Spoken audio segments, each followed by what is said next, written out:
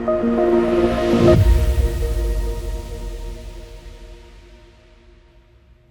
guys, today in our 90 Days with Jesus journey, we are in Luke chapter 15. Now, Luke 15 is a very famous chapter because it has a very famous story in it.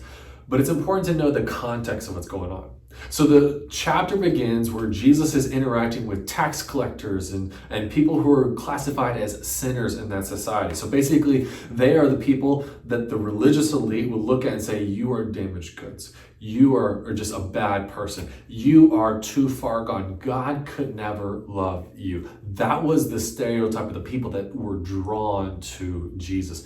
And so the religious elite show up and they're kind of mocking Jesus for the people he's hanging out with. They're like, don't you know who these people are? And don't you know of their past and all that they've done? Aren't you ashamed to be with them? And so Jesus' response is he tells them a couple of stories. He talks about the delight that a shepherd has when he finds a lost sheep. He talks about the delight of someone who has lost money and lost a treasure and an heirloom, how they feel when they find that heirloom. And then he tells a famous story that you've probably heard of it. It's the story of the prodigal son. And the story is that there's a father who has two sons, and one of the sons gets all arrogant and is like, man, you're dead to me, Dad. I want my inheritance now. I'm leaving town. And so he goes, he leaves town, he spends all his money, and then he loses it all, and he finds himself in a really bad situation. He's hit rock bottom. And he decides, you know what, I'm going to come back and I'm going to go back to my father and I'm going to apologize to how I've been and how I've acted, and I'm going to beg him not to restore me back to the state of being a son, but would just treat me like a servant. Would he just allow me to basically live in the worst quarters, but just to have a roof over my head? I don't deserve anything else. I just want the bare minimum. But the father's response is key to understanding how Jesus saw what he was doing. And it's really encouraging. You see, as the son is on his way back home, we read that the father responded like this. In the chapter 15 of Luke's gospel, verse 20 reads like this, that while he, the younger son, was still a long way off, his father saw him and felt compassion and ran and embraced him and kissed him. And so here's how Jesus is describing his mission.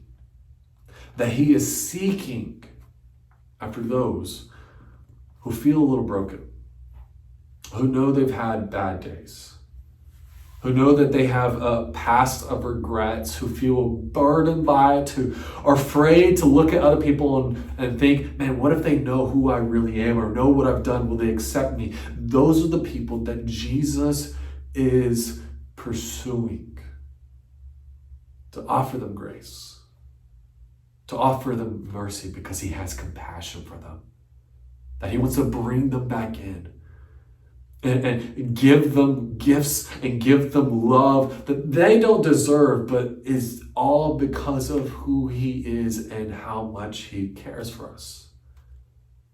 And I want to say this for encouragement to you because maybe you've had a bad day.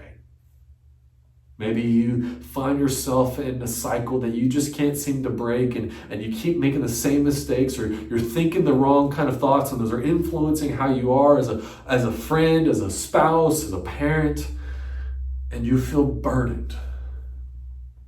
And so maybe even coming to church, you're afraid that you're going to be judged, or you're afraid that you've displeased God and he's angry and he's just waiting there with his arms crossed to tell you about how wrong you are and how upset you are. Maybe that's your perception of God. Jesus would say he's different.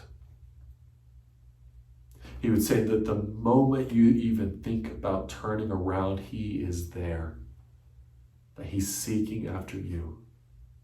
That he has compassion for you. That he wants to take care of you. That he wants to restore you and be there to put the pieces of your life back together. So let that be encouragement. Because yesterday may not have been good. The past 5 minutes may not have been good for you. But the moment you decide, I'm going to come back to this Jesus, you'll find that he was right there. That he's been chasing after you and pursuing your heart because he loves you. Let that be an encouragement for you today. Take care.